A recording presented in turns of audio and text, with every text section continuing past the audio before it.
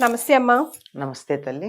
అమ్మ, ఈరోజు మీ ద్వారా హ్మ్. మహాలక్ష్మి యొక్క అవతారం గురించి, ప్రాముఖ్యం గురించి, విశిష్టత గురించి తెలుసుకోబోతున్నాం. తెలుసుకోబోతున్నామని ముందరే నిర్ధారించుకున్నాక చెప్పవలసినటువంటి బాధ్యత ఉంది.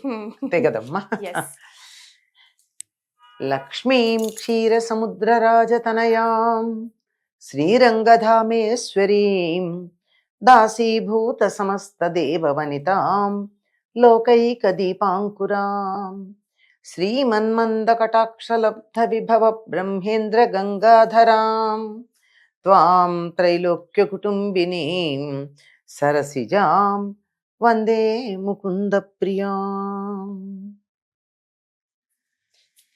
అమ్మవారి యొక్క అవతారాలలో ప్రముఖంగా చెప్పుకోదగినటువంటి వాటిల్లో మహాలక్ష్మి ఒకటి. ఎందుకు అంటే అమ్మవారిని మనం ప్రార్థన చేసేటప్పుడే ఏమని చెప్తాం? మహాకాళి, మహాలక్ష్మి, మహాసరస్వతి ఇది త్రిశక్త్యాత్మక లలితా పరాదేవత అని చెప్తాం. కాళి మొట్టమొదటి రూపం, తరువాత ఉన్నటువంటిది మహాలక్ష్మి.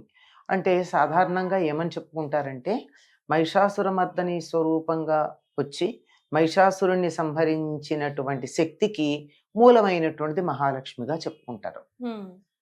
అయితే ఆ రూపంగా కన్నా కూడా మహాలక్ష్మి అన్నది ఒక్కొక్క యుగంలో ఒక్కొక్క చోటు నుండి ఆవిడ ఆవిర్భవించటం మనకు కనపడుతూ ఉంటుంది.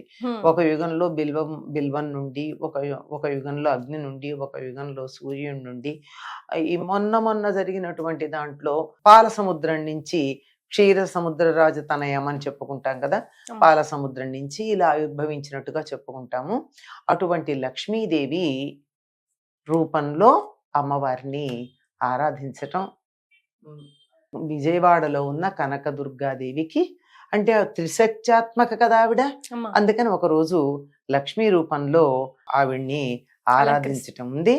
ఇక్కడ మాత్రం ఆవిడ క్షీరాబ్ది పుత్రికగానే చెప్పుకోవడం, క్షీరాబ్ది కన్యకకు అని మనం అన్నమాచార్యుల వారి కీర్తన కూడా మనకు కనపడుతూ ఉంటుంది. ఈవిడ డోలాసురుడు అనేటటువంటి రాక్షసుని సంహరించింది అంటారు. దీన్ని హోలాసురుడు అనే పేరుతో కూడా మనకు కొన్ని చోట్ల కనపడుతూ ఉంటుంది. దుష్ట రాక్షస సంహారానికి ఆవిర్భించటమే. మహాలక్ష్మి ఎప్పుడూ కూడా రజోగుణ సంపన్నంగా మనకి కనపడుతూ ఉంటుంది ఈ తల్లి. కొన్ని సందర్భాల్లో సత్వగుణానికి ప్రతీక కూడా చెప్పుకుంటూ ఉంటారు. ఈవిడ లోక స్థితికారిణి. లోకం స్థితికారుడైనటువంటి వాడు విష్ణువు. విష్ణువుకి ఆ స్థితికారకత్వాన్ని ప్రసాదించేటటువంటి శక్తి మహాలక్ష్మి. ఇప్పుడు మనకి ఈ మహాలక్ష్మి ఎన్ని రకాలుగా ఉంటుందంటే, మనకు లోకంలో ఏదున్నా గానీ మనం లక్ష్మిగా చెప్పుకుంటాం, సంపద అనే అర్థంలో. అంటే కావలసినంత లక్ష్మీదేవితో, అది కావలసినంత, ఎంత కావాలంటే అంత, అవసరమైతే ఇతరులకు ఇవ్వగలిగినంత ఉన్నటువంటి దాన్ని అయినా సరే, దేన్నైనా సరే లక్ష్మిగా చెప్పుకుంటాం. ప్రతి దానిని లక్ష్మిగా అనుకునేటటువంటి పద్ధతి ఉంది. అయితే ఈవిడికి ప్రధానమైనటువంటి రూపాలు 8 ఉన్నట్టుగా చెప్పుకుంటూ ఉంటాం. ధనలక్ష్మి, ధాన్యలక్ష్మి, ధైర్యలక్ష్మి, విజయలక్ష్మి, విద్యాలక్ష్మి, సౌభాగ్యలక్ష్మి, సంతానలక్ష్మి, గజలక్ష్మి. ఈవిడ ఈ సౌభాగ్యలక్ష్మిని ప్రారంభంలో చెప్పుకుంటే ఆదిలక్ష్మి అన్న పేరుతో కూడా చెప్తారు. అంటే అన్ని లక్ష్ములకి మూలంగా ఉండేటటువంటి ఆవిడ ఆదిలక్ష్మి. ఇలా ఇవే కాకుండా మనకి ఇంకా తర్వాత చూసినట్టయితే వరలక్ష్మి అన్న పేరుతో ఒక లక్ష్మీదేవిని పూజిస్తాం. మోక్షలక్ష్మి, ఏదైనా మనం కావాలనుకునేటటువంటిది, మనకు సంపదగా భావించుకునేది, మనకు ఉపయోగపడుతుంది అనుకున్నది, మేలు కలిగిస్తుంది అన్నది ప్రతిదీ కూడా లక్ష్మిగా చెప్తాం. మొన్నటికి స్వతంత్రం రావడానికి ముందు స్వతంత్ర లక్ష్మి, స్వరాజ్య లక్ష్మి, ఇలాంటి పేర్లు మనకి చాలా మంది కనపడుతుంటే, ఇప్పుడు 70-75 వయసున్న వాళ్ళందరికీ ఉన్నటువంటి పేర్లలో ఎక్కువ అదే ఉంటుంది.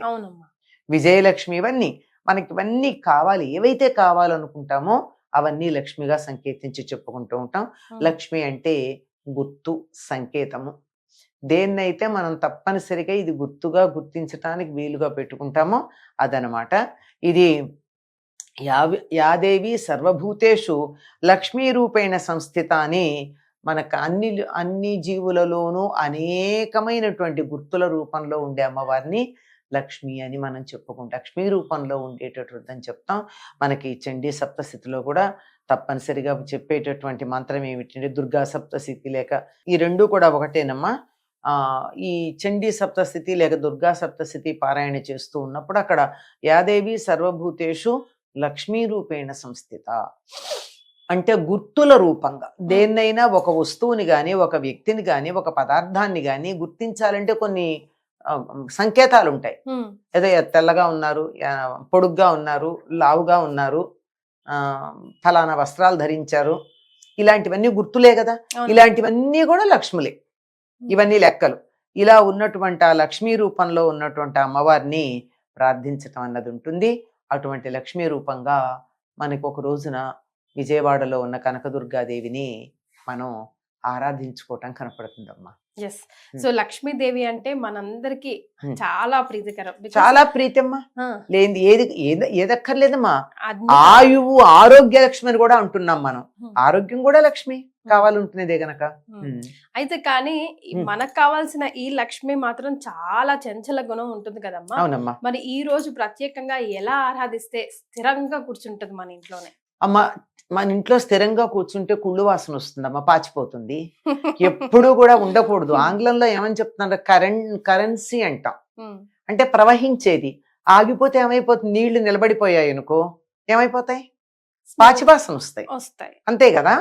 అందుకే లక్ష్మి ఎప్పుడు ప్రవహిస్తూ ఉండాలి. ఇలా ఇస్తూ ఉంటే అలా వస్తూ ఉంటుంది, ఇబ్బందే రాదు. ఉండిపోతే దాని ప్రయోజనం లేదు. మనం అంటూ ఉంటాం, నా దగ్గర ఉంటే ఏమైనా గుడ్లు పెడుతుందా, పిల్లలు పెడుతుందా అని. నా దగ్గర ఉంటే పెట్టకపోవచ్చు, కానీ దాని వ్యాపారంలో పెడితే వస్తుంది కదా. ఒక్క గింజ నా దగ్గర ఉంటే నేలలో వేస్తే 10 గింజలు వస్తాయి కదా దాని నుంచి.